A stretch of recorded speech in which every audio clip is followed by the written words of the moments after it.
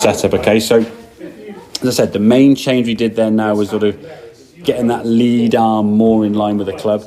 Your right shoulder now, as we did the driver, it's got to be, it's still got to be tilted. Yeah, you've got to think that your right hand is on the club underneath your glove hand. Yeah, so it stands to reason if both arms are going to sort of hang the same, you want to get a little bit of shoulder tilt, not as much perhaps with the driver, but there still needs to be a little bit of that element of tilted. Okay, and the hands you can see now inside your left thigh. This is going to be a good position. The hip turn now you're making now, it's better, a smidgen, yeah, but it's certainly a lot better than what it was, okay? But now you're able to move this way towards target. And again, because you're hitting the ball now with the irons especially, you weren't slicing it so much, the ball was going straighter. From here now, you're able to move towards target this way, okay? Square that club face up, hit a nice shot and finish up on that left side. This was, again, a really, really good shot. Now, again, you can see, because the setup, yeah, you lost the knees a smidgen, but because the setup was good, which meant the club face was square, and your overriding intentions now were to move the pelvis from here and go that way, you did it enough. The problem is having to do that all the time that much would be difficult to do.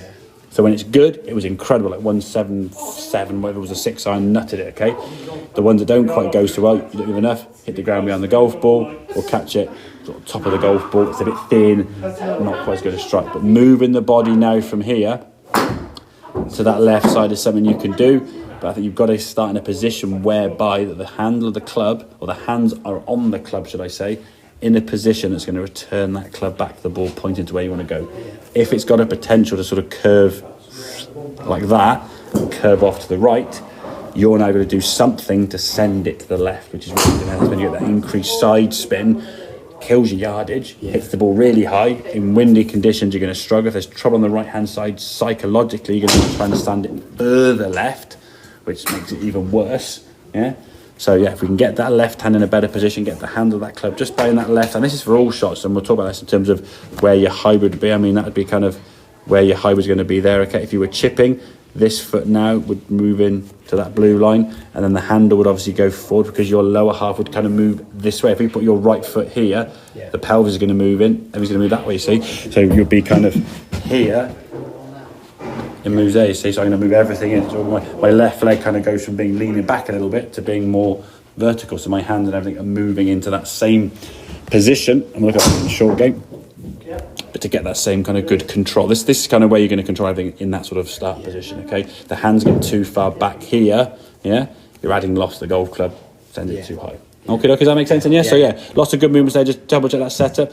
This, I think, is always going to be kind of one of your characteristics. What you will find is you're able to do it better, certainly from the first session we had there, okay? It still wants to go that way. Yeah.